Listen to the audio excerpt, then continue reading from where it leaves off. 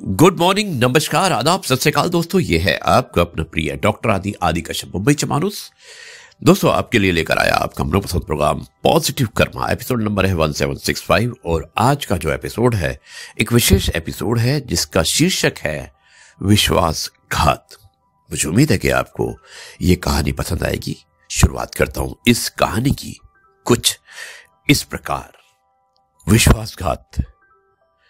दोस्तों ये कहानी है विश्वासघात के बारे में।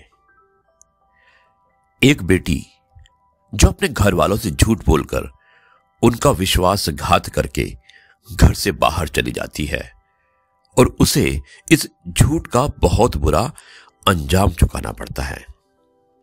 सोनू अपनी मम्मी से कहती है कि मां, मैं आज रात नियति के घर जा रही हूं पढ़ाई करने के लिए और मैं वहीं पर रुक जाऊंगी। उसकी मम्मी ने उससे कहा कि बेटा, रात को किसी के घर पर रुकना मुझे ठीक नहीं लगता। इतना सुनकर सोनू ने अपने पापा की तरफ देखा और बोली, देखो ना पापा, मां मुझे जाने नहीं दे रही। उसके पापा ने कहा कि अरे जाने दो ना, उसको अपनी सहेली के घर पर, वैसे सिर्फ एक रात की बात तो है। पापा ने यह भी कहा कि हमें अपने बच्चों पर विश्वास करना चाहिए।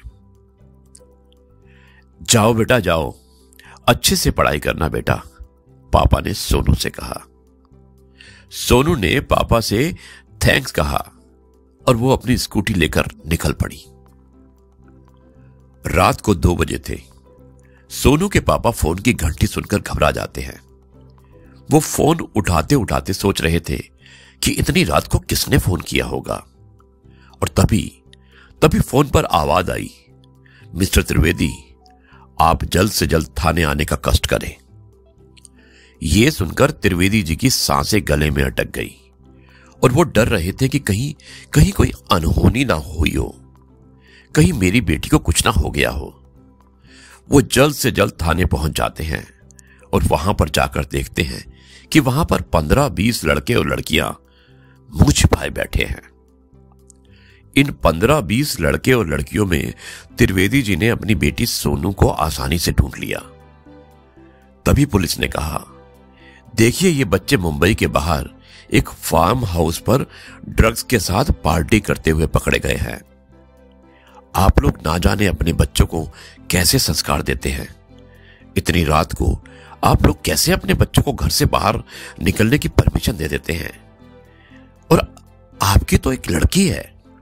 त्रिवेदी जी, आपको तो सोचना चाहिए।